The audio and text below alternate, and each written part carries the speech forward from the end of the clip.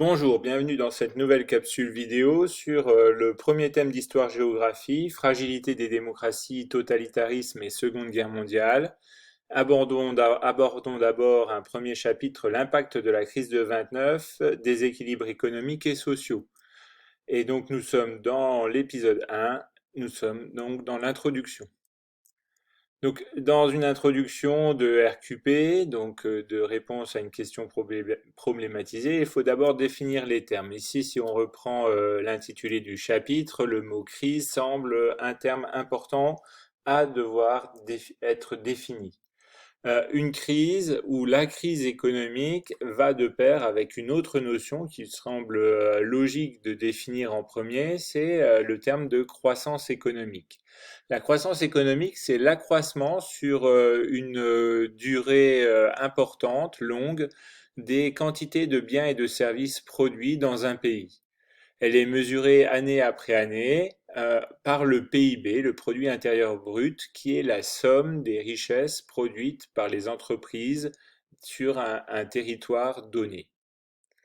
Donc la croissance économique, si elle arrive à son terme, on parle alors dans les médias et très souvent entre nous, on parle de crise économique.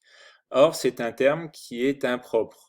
Il faudrait être capable de distinguer en fait deux notions distinctes, la notion de crise et la notion de dépression. Alors, qu'est-ce qu'une crise? Eh bien, c'est un moment court, une période relativement ciblée. C'est le processus de retournement de l'activité économique. Et la dépression, c'est la phase où la production économique est ralentie.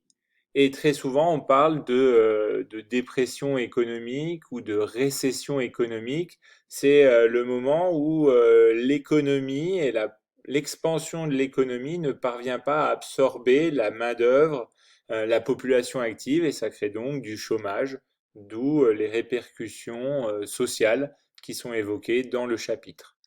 Si on met cela dans un schéma, ça nous donne donc en abscisse le temps, en ordonnée la richesse. On a un système qui est cyclique, avec en un une phase de croissance économique, en deux le retournement qu'on appelle la crise, et enfin en trois la dépression. Donc on a défini ici le terme de croissance, de crise, de dépression et de PIB. Abordons donc maintenant la définition d'autres termes, le terme d'économie. L'économie, c'est la production de biens et de services qui permettent de satisfaire les besoins des individus.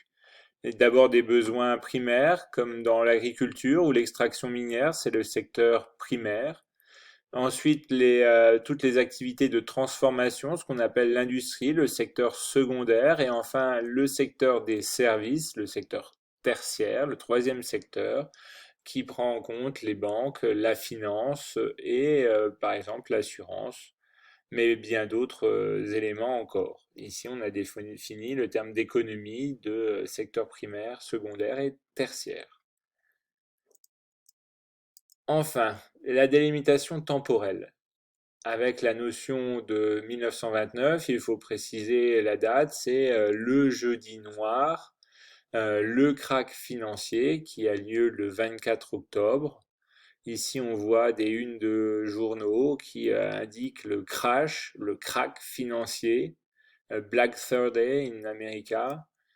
Et ici, panique à Wall Street, c'est-à-dire la rue où se trouve la bourse. Mais cela ne se limite pas au jeudi noir, il y a aussi la semaine suivante deux contre-chocs où banques, les bourses vont aussi s'effondrer. Et là, on voit un titre d'un autre journal qui titre Une nouvelle vague de panique à Wall Street.